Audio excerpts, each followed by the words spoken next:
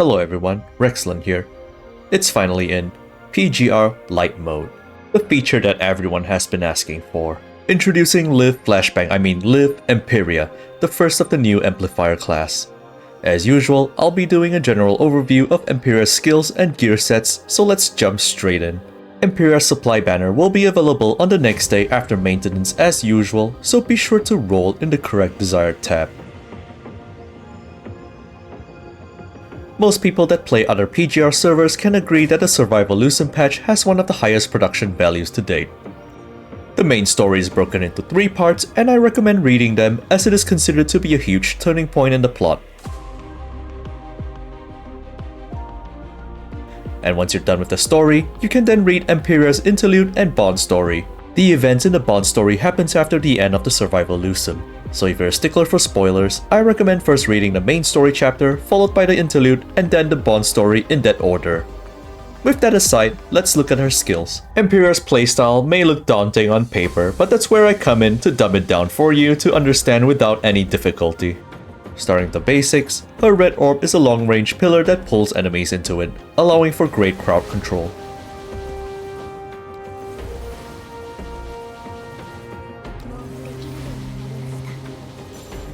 Yellow orb is a projectile shot that follows the direction of your movement stick. It's good for maneuvering her towards or away from enemies, especially for things like gap closing in Pain Cage. Blue orb is another crowd control skill that freezes enemies in place. Coupled with Empyrea's attack range, enemies will almost always be unable to hit her. Basic attack fills up her prayer gauge as shown at the bottom of the screen. More on that later. The gauge fills up regardless of whether the attack connects with the enemy or not, so this is really useful in building it up as often as you can. Just like Luminance Live, you can strafe and kite enemies while attacking.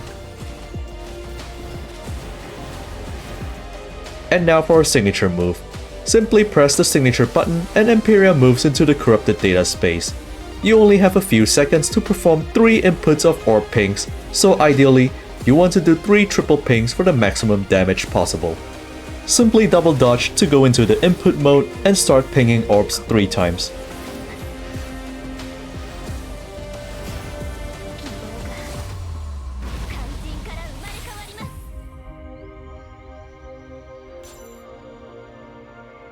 Now that you understand how the signature works, it's good to arrange and prepare your signal orbs beforehand.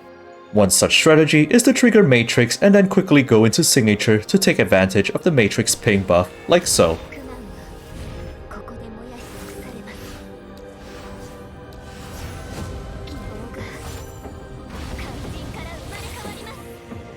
You can also quickly sort your orbs inside the Signature space before double dodging, if you're fast enough.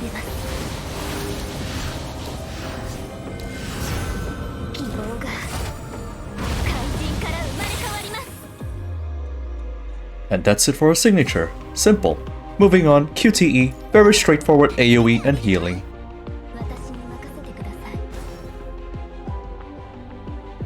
Now this is new. Amplifier's class skill. As you can see, switched in characters gain a huge buff for 10 seconds.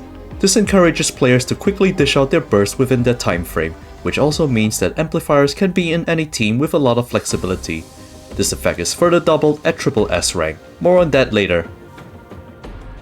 The next highlight of Empyrea, her core passive.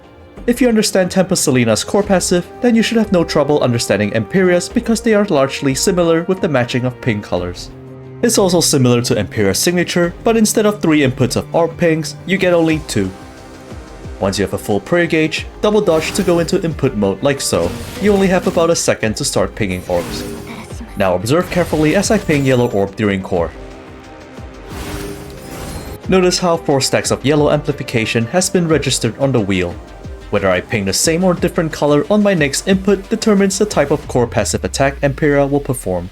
Just like her signature, triple ping grants the most damage. If there's no second input detected like in this example, the core passive attack will default to Purity Oath.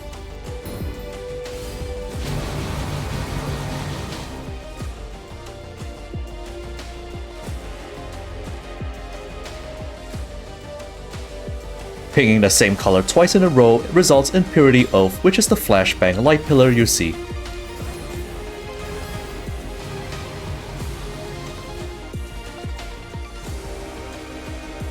If both pinks are of different colors, it'll result in Chaos Oath instead, pulling enemies in at a great distance. Empyrea will also take negligible damage during this, and Matrix can be triggered from this if it's available by dodging it. This is an important thing to know, especially at SS rank and above.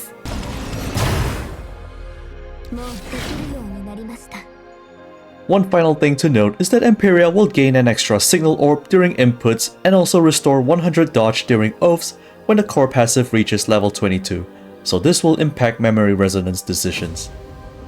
Next up, her rank passives. SS rank instantly gives her 3 pinks worth of the first input upon Matrix and also grants fire damage buff upon healing. Now you understand why SS rank is so good for Chaos Oath's Matrix trigger.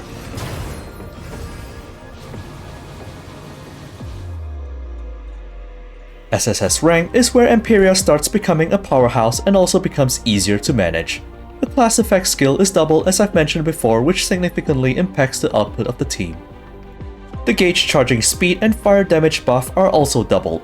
And finally, Empyrea is guaranteed a third triple ping after performing triple pings twice during signature, greatly easing up her orb management for attaining a max stack signature attack.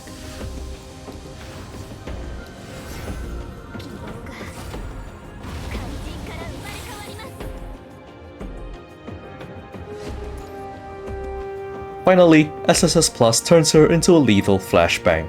Empyrea gets starting energy on switch and a full stack signature does 1.5 times more damage. This is mostly useful for tryharding Warzone and Pain Cage.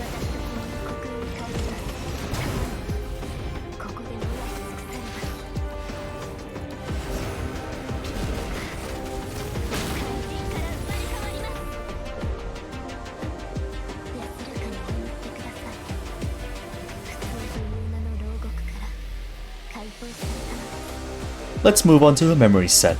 She has a million different sets across the future patches as the roster continues to grow, but I'll keep it simple in this video. Simply place 4 of her new memory Elizabeth and 2 bottom Coddies, HP and attack resonance for the top slot if you can help it, and 3 signature, 3 core passive for the bottom slots. And ensure that you've done your border pack for the additional skill level so that your core passive reaches level 22. As for her weapon, 5-star is enough to work with if you're F2P. The 6-star signature is really nice to have, but not mandatory in order for Empyrea to work. If anything, the signature is essential for the weapon resonance as it benefits the whole team. The recommended resonance are Axial Ray, Glorious Spear, and Deadline Timing. And that concludes the general guide for Liv Empyrea. I hope that my explanations have been helpful to you in understanding her playstyle.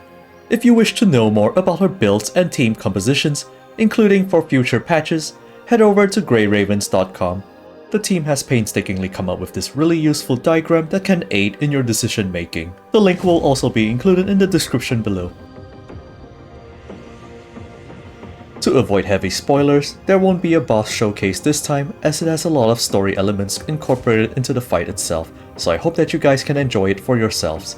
Consider leaving a like, comment, and subscribe, and I'll see you in the next video. 苦難はここで燃やし尽くされます。希望が怪人から生まれ